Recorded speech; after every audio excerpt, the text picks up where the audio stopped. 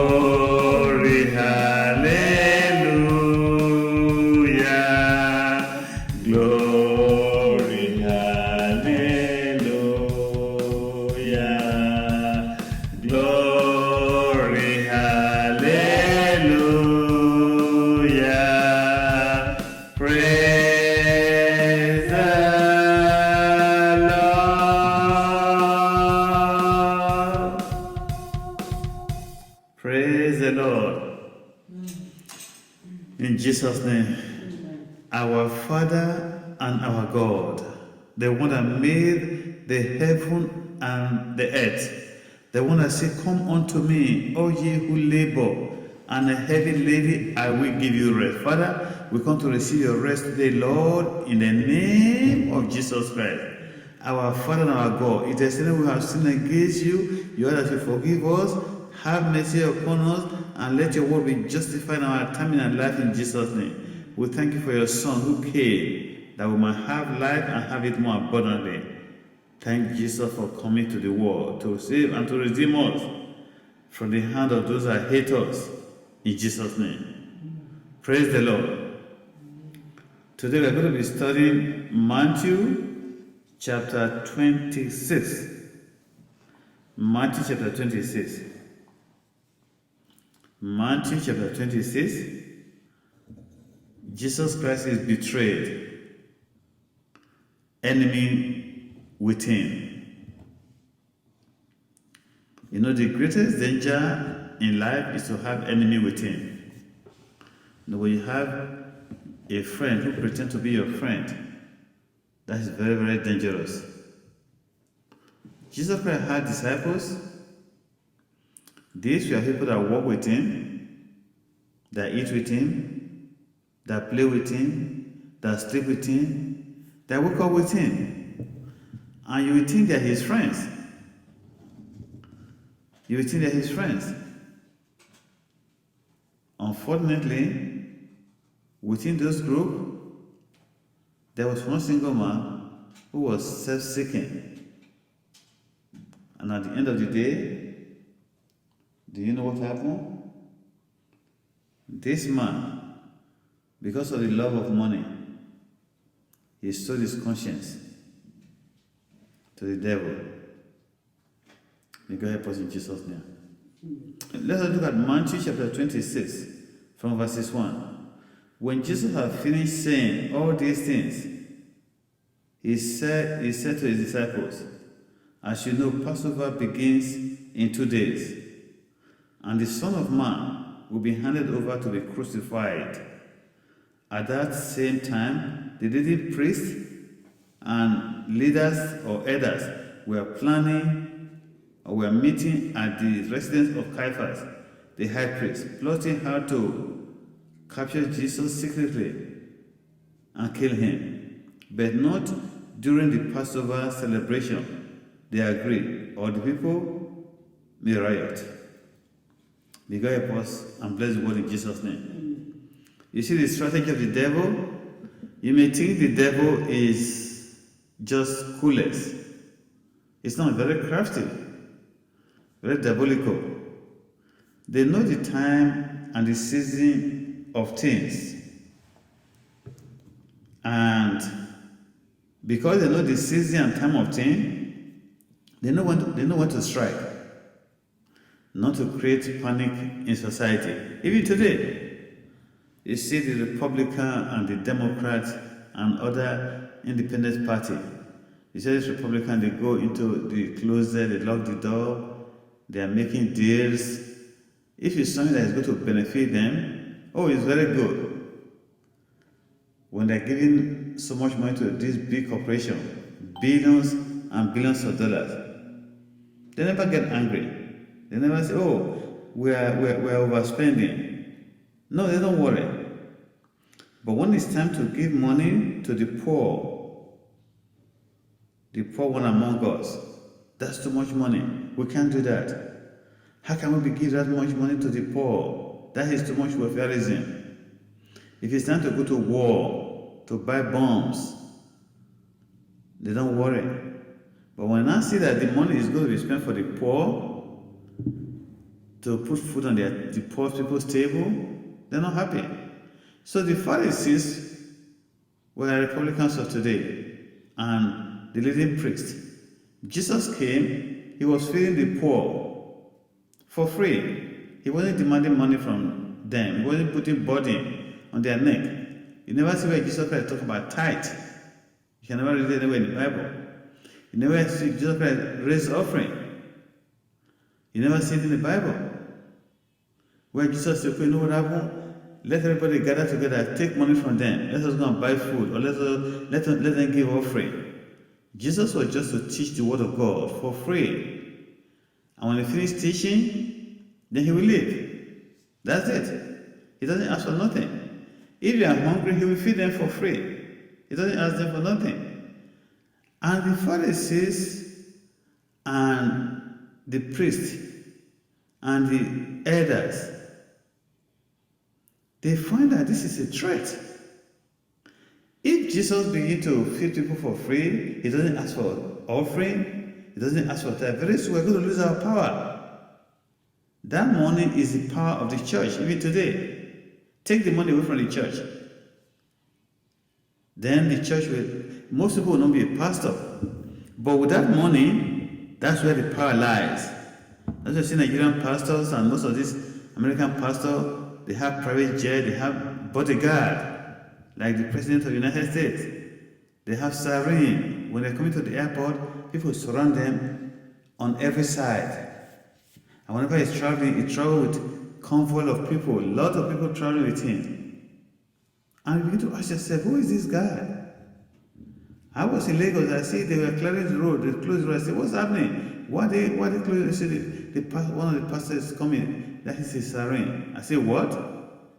He's a private citizen. He said, well, that's what they do. They pay the police to escort them.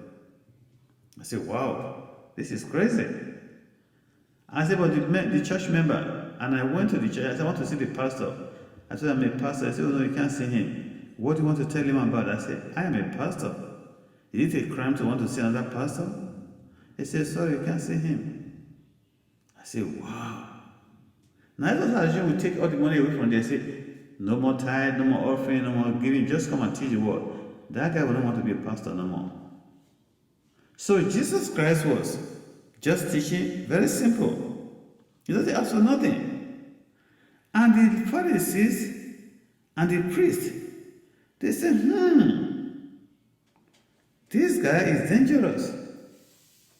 This guy is what? Very, very dangerous.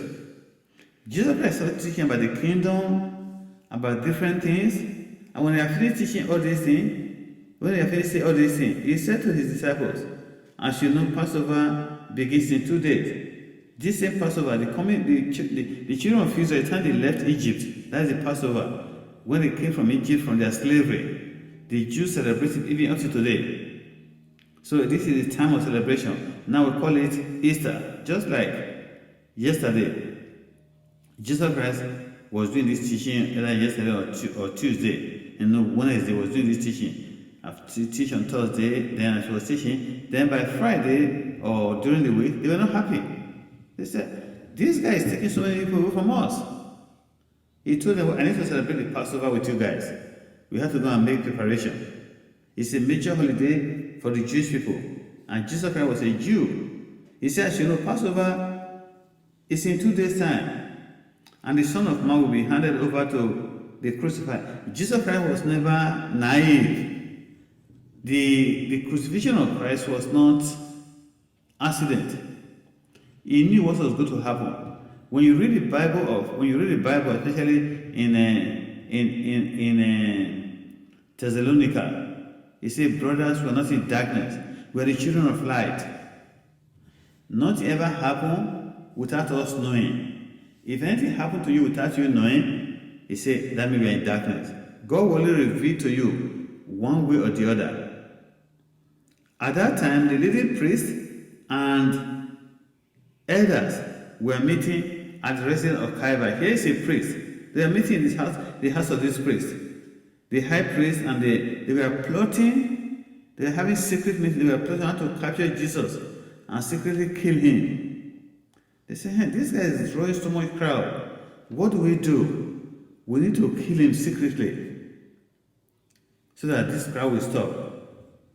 That is a major point. That's why I say religion is very dangerous. When you begin to tell people, Jesus Christ's body is light. You go to a church, they're telling you, you have to give your tithe, you have to give your offering, you have to give this money, you have to do this. I go to so many churches, they are talking about offering 4 or 5 times. I went to one church a few months ago, was invited. Oh my God, they were raising offering. And I'm saying, why? The guy spent less than 10 minutes to pray and to teach the Bible. He just take this passage of the Bible, he was taking it out of context. I was just laughing. I said, these people only just want to pick one verse and capitalize on it. That's not how the Bible should be read. You have to read the whole story to understand what was taking place when this passage was written. So this guy raised so much offering, and at the end of the day, offering 1, offering 2, offering 3, offering 4, offering 5. I said, oh my God, after I wasn't signing up, or I will say, Pastor, please stand up, take money, give. I said, I don't believe in this one. This is not my nature. The church is not about money, but this is their goal. That's what the Pharisees were doing. But not during the Passover. These priests, the Caiaphas, and the elders and the priests were saying it's not during the Passover. If they kill Jesus Christ during the Passover, the people will riot. So they agreed, say, we're not going to kill him during the Passover. Jesus now was just doing his own ministry. He wasn't even worried what they were doing. Meanwhile, Jesus was in the Bethany at the home of Simon a leper. Simon, a man who has previously had leprosy. When he was eating, a woman came in with a beautiful alabaster jar of expensive perfume and poured it over his head. You see, some women can be very extravagant in their giving. Even as a pastor, I've come to notice that. The disciples were indignant. They were not happy when they saw this. What a waste, they said. It could have been sold for a half price and the money given to the poor. Watch somebody who is always talking about the poor, the poor, the poor. Most of these people, they use the name of African people. They put picture of African people on television. They show these poor black people, they are hungry, they are naked, they are homeless, they are this, they are that, and they raise tons of money. And you would think they take that money to Africa. They don't. They have an expensive office in New York and in this top rise building in the city, and they spend the money on themselves. And if they're able to just go there and put just one small little water, this borehole water, they will show that picture all over the whole world. If they're able to go there and give people just free food, just a little bit of food, they will take that picture and show it to the whole world. This is what we are doing. This is how we are feeding people all over the whole world. I told myself, I said, who is deceiving who? God sees everything. But Jesus, aware of this, replied, why criticize this woman for doing such a good thing to me? You will always have the poor among you, but you will not always have me. I love Jesus. Jesus was not afraid of death. He knew what was going to happen. What this woman was doing, the woman may not know why she was doing what she was doing. But Jesus Christ was aware of why this thing is taking place. He said, this woman is actually memorizing me and is honoring me now while I'm still alive. It is very good to honor people when they are alive. You know, we tend to say good things about people when they are dead. Oh, that brother was nice, that sister was nice, he was this. But while the person was alive, what do? We don't do nothing. That's why people spend a lot of money, including us just when my mother-in-law died. Before she died, I said, oh, you know what happened? We need to go home and celebrate her. After when she turned 80 something, when she was 82, I was saying, next year, I was planning, I said, we're going to go home. Then my senior brother died, had to go to Nigeria. But when I got there, she was not comfortable. She said, oh, I wish she was the one that was dead now. Then he said, if anything happened to her, will I be able to come? She was aware she was going to die. He said, if anything happened, will I be able to come? I said, of course, I will come. Why not? He said, because you are from a very far place. I know it costs a lot of money. You have young kids to raise and this and that. I said, don't worry. You still have a long way to go. He said, well, I just wanted to assure you. Both of us sit and she held my hand. She was telling me, he said, are you going to come? Will you come? I said, yes. So, a few months later, she died. And it was a struggle. Should I go or should I not go? I said, well, I'm going. Because I didn't make my promise. So I went. I was happy I went. So what is it that Jesus knew what this woman was doing? She told them, said, you always have the poor people among you. What you have to do for God or for each other, we should always do it. If you have somebody you need to show love today. If there's anybody you need to show kindness, you need to show. And Jesus also made us to realize that this world is not our home. Jesus was not banging to live here forever. She has poured this perfume on me to prepare my body for burial. You don't want to hear the word burial. That's why people are frightened. I always say this world is not our home. So that's why when I hear people, they want to get money at all cost, I'm saying, let's assume you have the whole money in the whole world. You have the whole houses, you have the whole car, you have the whole aeroplane, you have the whole billions and billions or trillions in the bank. What are you going to do with it? Then you are going to die one day. And when you die, what happens? The whole money is left behind. So that's why the Bible says, what does it profit a man to gain the whole world and lose his own soul? So that's why the Bible also says, don't overlabor yourself to death. Cease from overlaboring. You know, Bible can be very interesting when you read it. And I like to play with the Bible, and I like to sometimes tease my little kid. He said, don't sleep, you become poor. So the Bible wants us to create a balance. It doesn't want us to just sleep and say, well, what happened? We're going to die tomorrow. I don't have to go to school. I don't have to work. I don't have to read. I don't have to do nothing. No, that's not what the Bible wants us to do. Neither does it also want us to work 24 hours. God created day and night. He gave us Genesis chapter 6, verse 3, our days shall be 120 years. So if we don't take care of our body, we can destroy our body by burning it down. So it's very, very important we take care of our body. It's very important we work hard, and whatever we use to glorify the name of God. It is what we give and do for others and for God's name that will last. That's what we are going to. That is the material we are going to use to build our mansion in heaven, where we are going to live forever. He said, I tell you the truth, wherever the good news is preached throughout the whole world, this woman's deed will be remembered and discussed.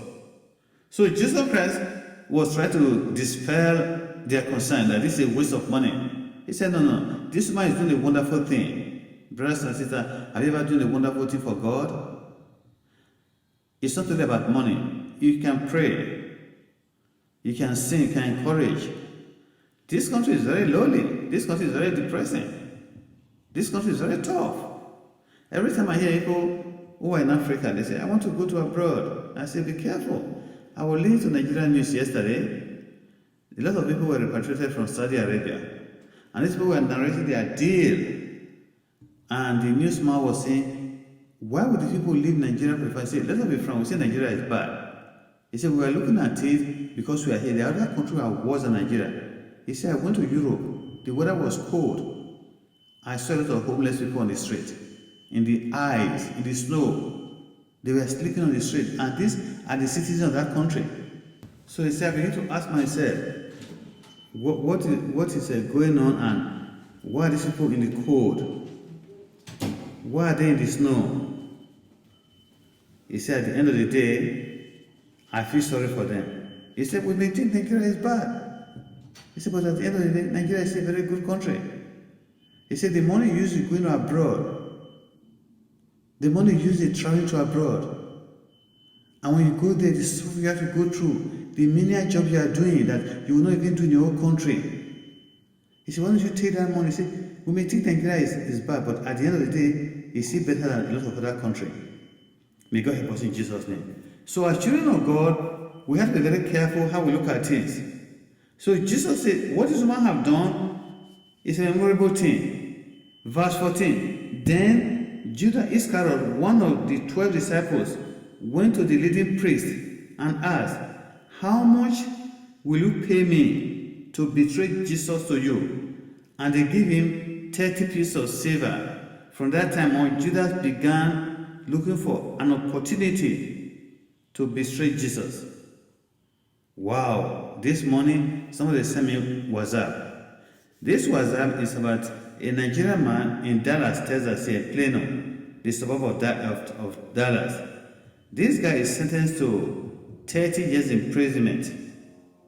And this guy stole over millions of dollars by stealing people's ID. I don't know how it's going there. Maybe he already work in a bank or he work somewhere and he see people's name and he copied their name and started using their name and started creating fake account and using it to steal money.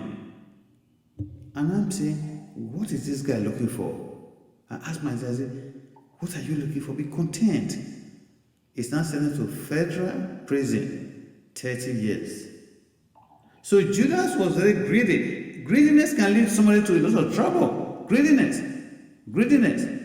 You see, people who are greedy, they are never content. Every day I tell my wife and my children, I say, I am very content with my life. I am very satisfied. If you're not content, you're going to get into trouble. A lot of people want to go to places to be seen. Why? The Bible says man's life does not consist of the abundance of things that man possesses. Here is Judas Iscariot, one of Jesus' disciples. When he saw the alabaster oil was broken and it was poured on Jesus' head, this guy was not happy. Are you greedy? Are you content?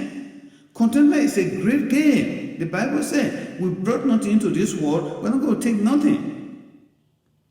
But if you find yourself always looking to, you want more, every day, there's no day of the week that passes without somebody calling me and say, this person died, that person died, this one happened, that. No day passed. And I begin to ask myself, why are these people dying? Majority of them are very young compared to my age. You know why? Because they are greedy. They don't want to rest. They want to overwork themselves to death. What are they looking for? Because of money. And when you get this money, what are you going to do with it? Well, I was telling somebody, I said, this guy said, everybody is buying new car. He too went ahead and bought a new car. Because when they go to this place, everybody wants to show. Everybody wants to buy this new car. They have this, they want to show their expensive car with their new jewelry, new clothes and everything. And he went ahead and bought a car, very expensive car too. And I asked him, I said, my brother, you have not finished paying off your mortgage. Why you buy a car that costs almost $60,000? By the time you finish paying it, $500 every month for 72 months or more. 84 months it was good to pay it. And I'm saying, do you know how much money you are paying?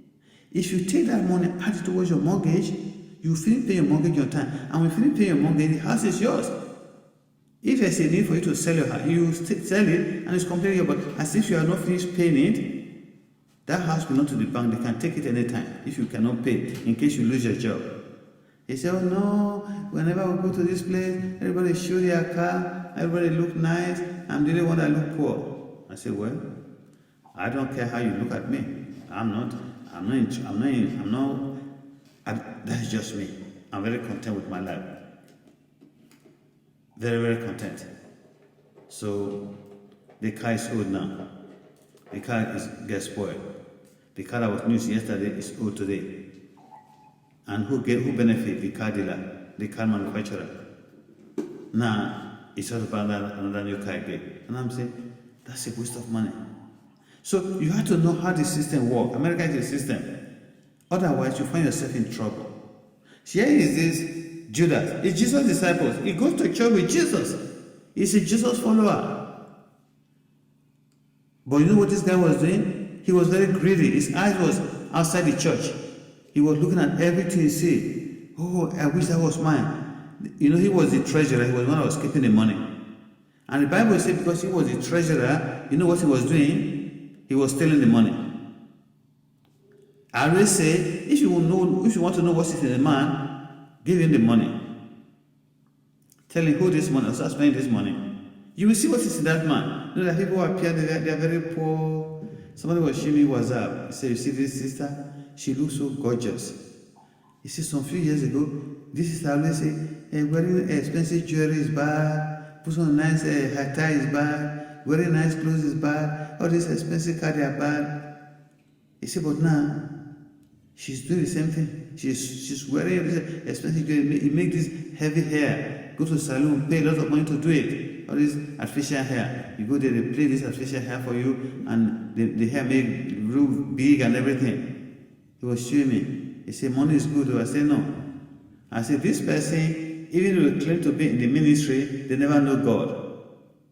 As if you know God, your life remains the same. Because you have this money doesn't mean you have to spend it for yourself. There are a lot of people who will need this help for this money. You can use it to do good. That will remain accountable for you for eternity.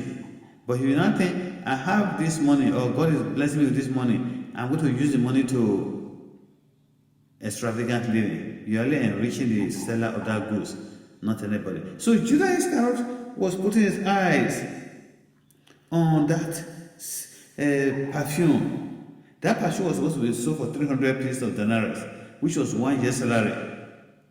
But when he found that the money was not coming to his pocket, this guy was not happy. He was disappointed. He said, man, this is not right. Shit, man, I'm going to American way. What? This money is supposed to be my money. Here I am right now. This money is not here for me. What can I do? My master disappeared. When I read it, I was laughing. I said, Judah, you are a funny guy. I said, you are a funny guy. I said, Judah, what's your problem? What are you looking for? What are you looking for? Be aware, Guano. Then we used to say, like, make sure, keep your mouth shut. What are you looking for? I was laughing. I said, oh my God, this guy was planning now. If Jesus disappeared one day, you know, there was a time they were trying to capture Jesus.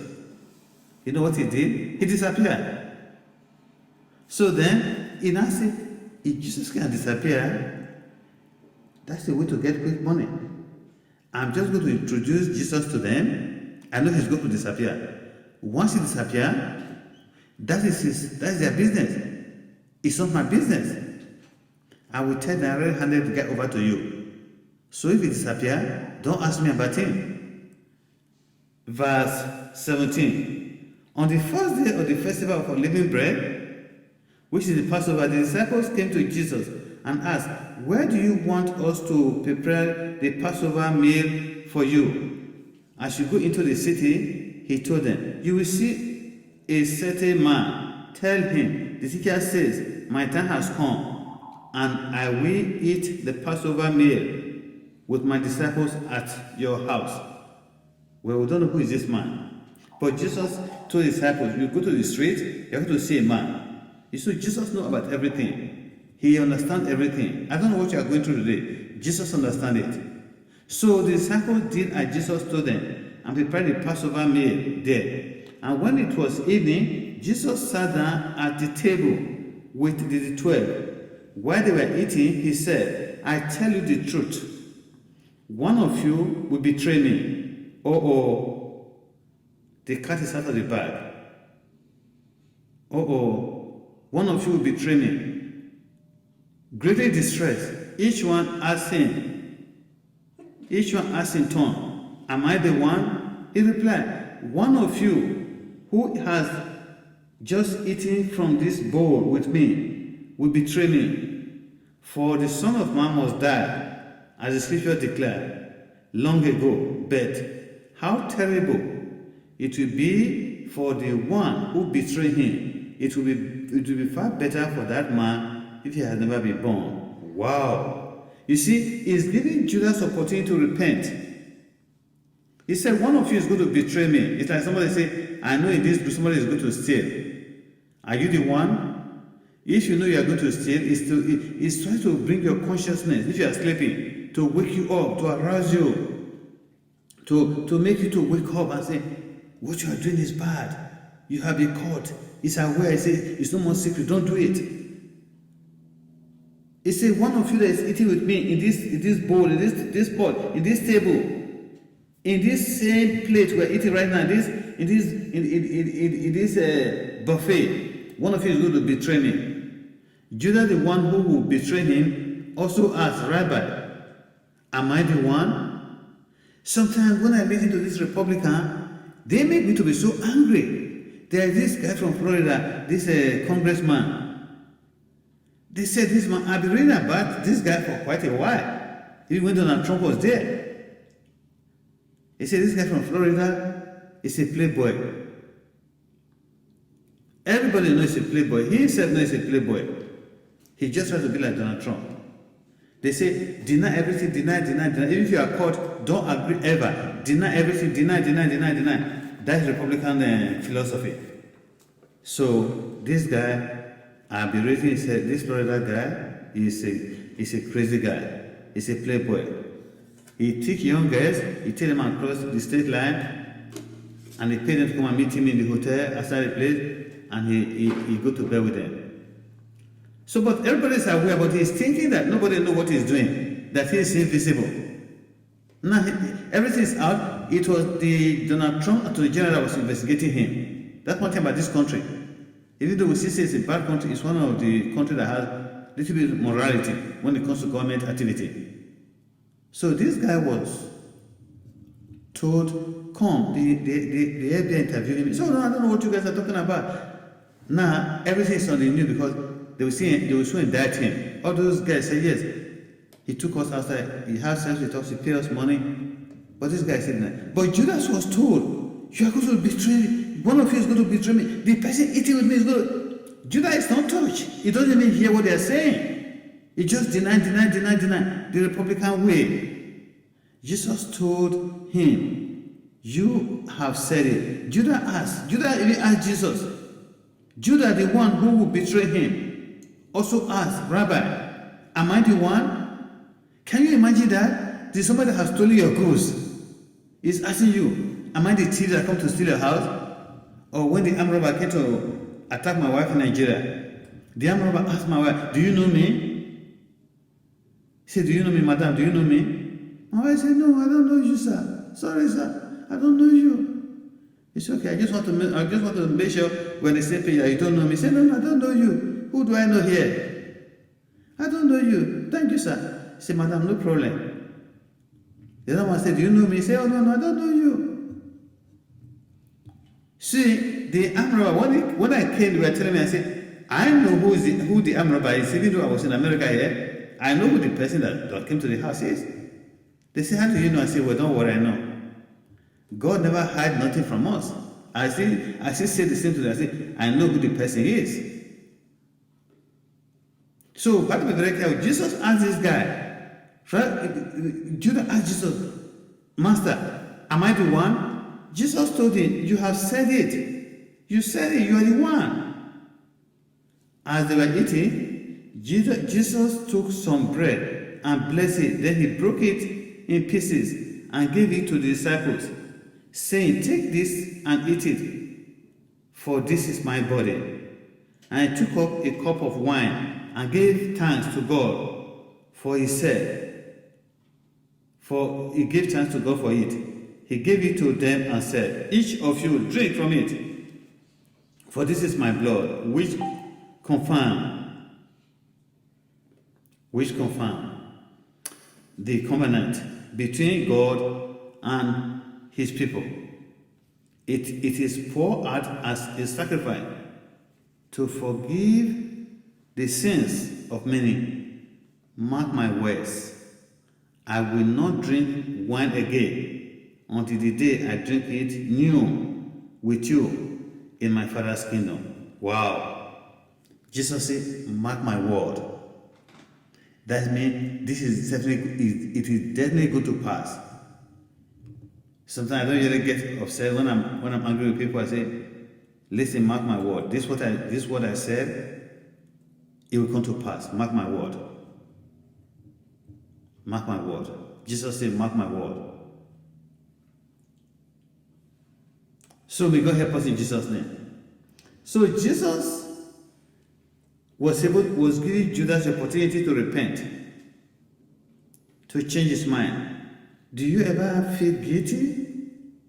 Or you're just like Republican politician, deny. Don't ever admit. Even if you are caught by your hand, don't ever, if somebody hold your hand, say, no, that's not my hand. I don't know what you're talking about. The hand you are holding, that's not my hand. That's a fake hand. It looks like my hand, but it's not my hand. That watch them, that is their policy. You remember when Bill Clinton was being impeached? All the people that were impeaching him, the Speaker of the House, Gingrich said, oh, I don't have no woman. I'm a Catholic man. One man, one wife. I believe in marriage or sanctity of marriage. Whereas in Washington right there, he was living with another woman. When they caught him, living with another woman, he was forced to step down. Then another guy from was it from Florida, from Alabama, one of those states. That one became the Speaker of the House. That one was also caught again, living with another woman. Then finally, a former teacher from Chicago became the Speaker. Because that one never had money, just a new person in Congress. That was the only person that was able to stay Heister. But later on, Heister was later convinced of being a homosexual. He was having an affair with men. Wow. I say, what a mess up. So this man is caught red-handed, but instead of him to repent, he still said, no, that's not me. I don't know what you're talking about. I don't know what you're talking about. They sang a hymn and went out to the Mount of Olives. On the way, Jesus told them, tonight all of you will desert me. For the scripture says, God will strike the shepherd and the sheep of the flock will be scattered. But after I have been raised from the dead, I will go ahead of you to Galilee and meet you there. This is where we have to be very careful. The Bible says, he that think he stand should take heed, lest you fall. If you think, oh, I'm fine, I always say, a person that always think they're very smart, they're the one that failed the exam. I remember this boy, when I was studying for my GC in Lagos, James.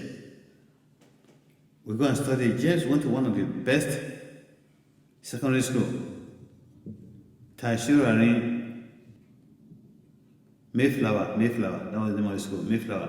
So he went to that school, and then Taishirari was a disciplined person, and he wanted students to actually understand about life, principle, and hard work. But this guy went to the school, he was not able to pass all his papers. So we all studying for GCE. But I know Peter, this guy was very smart. He will engage in every discussion, very passionate about everything. But I noticed a weakness in him. Every woman he sees, his eyes is on them. He puts his eyes on every girl that passes, every woman that passes. He will tell you how curvy they are, how they do this. Those are distractions to me. I stopped studying with him. I didn't want to get involved with him no more. I started just studying my own. And when I came back from the US, this guy was still studying for his GCE. He hasn't passed it. But when you still talk to him, he tells you I'm very smart. He's very smart indeed. But he wasn't focused. So Peter He's very passionate. He's very enthusiastic. He's the first person to talk out. He's very involving and he's very outspoken. Peter declared, even if everyone else deserts you, I will never desert you. Jesus replied, I tell you the truth, Peter. This very night, before the rooster crows, you will deny me 3 times that you never know me. No. Peter insisted, even if I have to be killed with you, if I have to die with you, I will never deny you. All other disciples vowed the same. Wow. Can you see that? You know, I told us a story all the time. When I newly came to the United States, I said, these people are very nice. They said, if you need anything, just call me. If you go to church, they say, if you need something, call me. You'll be very happy. Say, oh, these people are very kind if I need something. So one day, I pick up a phone. I call this person and say, I have a need. He said, oh, okay, let me give you a phone number. Where do you come from again? I said, from Nigeria. I said, let me give you a phone number of a Nigerian person. He gave me the phone number of the person I know. And I'm living with that person. Both of us are talking. I laugh. I said, these people are very funny. But he said, if you need help, call me. Peter told Jesus, every person will deny you. Oh, no, I will never deny you. Even if I have to die with you, I'm ready to die. Are you the person that is always thinking your strength can carry you?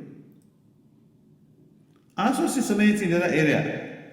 Also, people say, well, I'll just go to work hard, I'm going to spend all my money now, I'll work more tomorrow. What if tomorrow you're not well? Do you ever have a second plan? Do you ever have second thought? Are you planning for the future to be with Jesus? To spend your time in heaven? Or are you only just concerned about this world, what to eat right now? But Peter was caught red-handed when Jesus Christ was finally being tried before they killed him. Jesus was being tried. Peter followed from afar off when Jesus was arrested. They told Peter, you are one of Jesus' disciples. He said, I don't speak English. No. Me, no here. No. I don't understand what you are talking about. It was a girl that was asking Peter. They came back again. Peter, you are one of Jesus' disciples. He said, no. Me, no. No. I'm not here. No. Me, no. I'm not here. Another lady came and said, this guy certainly is not from this place. His accent shows where you are from. That's where Jesus came from. You are one of his disciples. He said, no. If I'm from there, let the sky fall from heaven and knock me down. All of a sudden, the cock crowed. Jesus told Peter, you will deny me 3 times. Wow. Are you that type of a person? When you're in a crowd, oh, I'm happy, I'm a Christian. We're all dancing. Rock and roll. You forget who you are. Peter knew who he was, but he didn't want to associate with Jesus. Do you deny Jesus when you're in the public? In your office? In your village meeting? At school? Even in the market square? You don't want people to know you're a Christian. If they are all drinking, they are drinking, they are smoking, they are playing, whatever they are doing, Oh, I had to rock and roll, I had to follow them, I had to enjoy myself. I don't want anybody to know I'm a Christian, otherwise I'm going to be different. I don't want to be different. Oh boy. Oh yeah. And when somebody says, don't you go to church? You say, oh no. Oh, forget about the church. What are you talking about? Hey, hello. What did you say? I can't hear you. I'll talk to you later. That's what Peter was doing. One of the things that amazes me so much, a lot of people come to work for me all the time. But when you have young kids, your house is the football house, where they play and destroy and destroy and destroy and destroy. When I mean destroy, I literally mean destroy.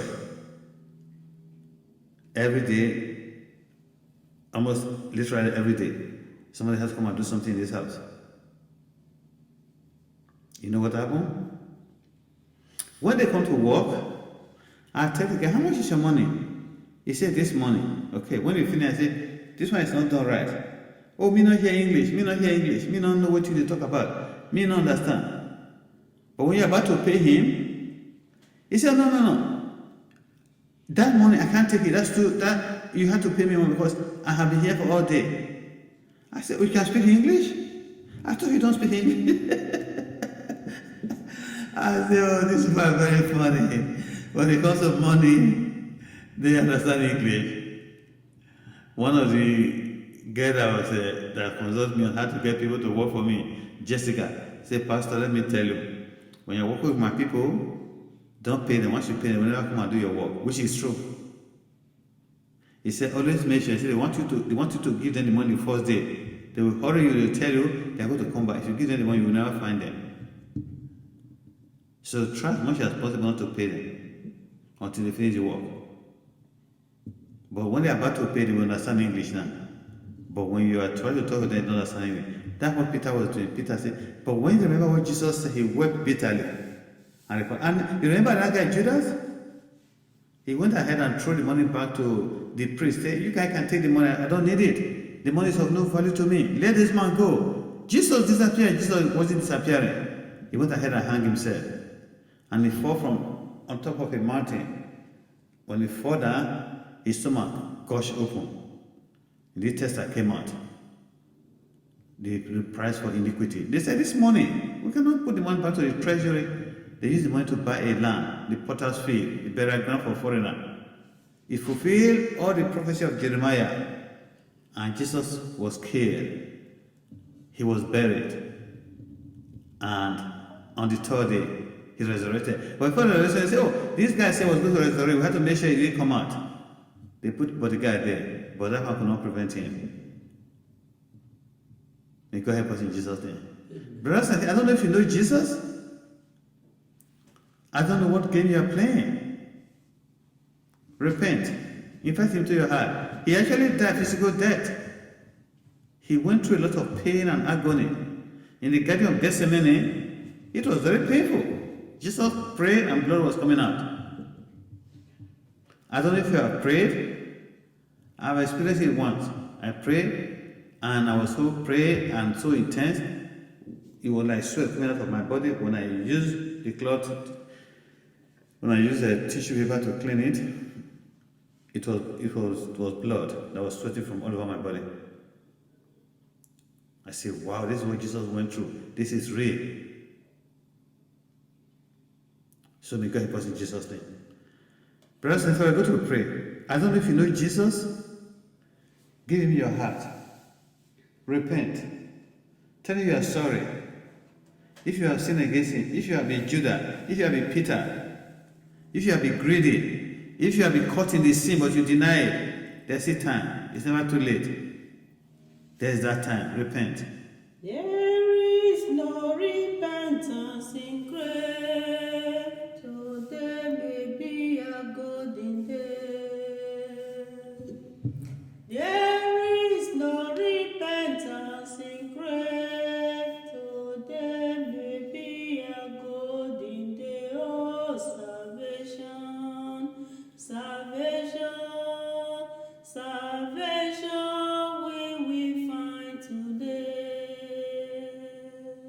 Brothers and sisters, let us pray. In Jesus' name. Amen. Our Father and our God, want to bless and magnify your holy name. Jehovah God, want to give you the glory, all the honor and preparation. Say, blessed be your name, Father God, in the name of Jesus Christ. Holy Father, we have heard your word. We have seen so many areas of fault line where people disappointed you, where people betray you, where people sin against you. But if there's any fault line in our life, where we have sinned against you, where we have betrayed you, where we have sinned against you, forgive us, have mercy upon us. Bless us and bless the hand. This is Easter time, the time you actually, this event took place, when you died for our sin. Father, have mercy and forgive us, Lord God of Israel, in the name of Jesus Christ. I pray for our brothers and sisters, all our friends and partners, everyone who falls into this world. Bless us, give us a heart of repentance, a heart to change, a heart to love you, a heart to fear you, a heart to do your will. So at the end, your name might be glorified in Jesus' name. But deliver us from the spirit of deception, spirit of sin, spirit of error, spirit of vagabondism, and spirit of deception. And give us the grace to truly be your representative and your disciples, not to be greedy for material things that doesn't last. Rather, give us the heart to love you, to fear, to do your will. So at the end, your name will be glorified in Jesus' name. Father, we have sinned against you. Have mercy and bless us and bless the work of our hand. And bless this nation, and bless our family, bless our children, and bless all that concerns our husband and wife, and cause them to know you, to do your will. Pray for the pastor, Evangelical Church of Jesus Christ on earth. May it be church of God indeed, for the honor and glory of your name, in Jesus' name. May the Almighty God bless us, the Father, the Son, and the Holy Spirit. May we find favor with God and with us all we come in contact with, in Jesus' name. Remember our sister that travels to Nigeria. We cover her with the blood of Jesus Christ, so that be with her, Lord, and deliver her from evil and bring her back safely, in Jesus' name. Peace and love be to brothers and sisters, and all those who have traveled. We also remember all of them. Be Lord, bless every one of us, in Jesus' name. God bless you. Yeah, thank you, Pastor Marshall. Happy Easter to come back. God bless. Happy Easter, my brother. God bless you. Happy Easter, everybody. Thank you, Daddy. That was beautiful. Thank you very much. God bless you.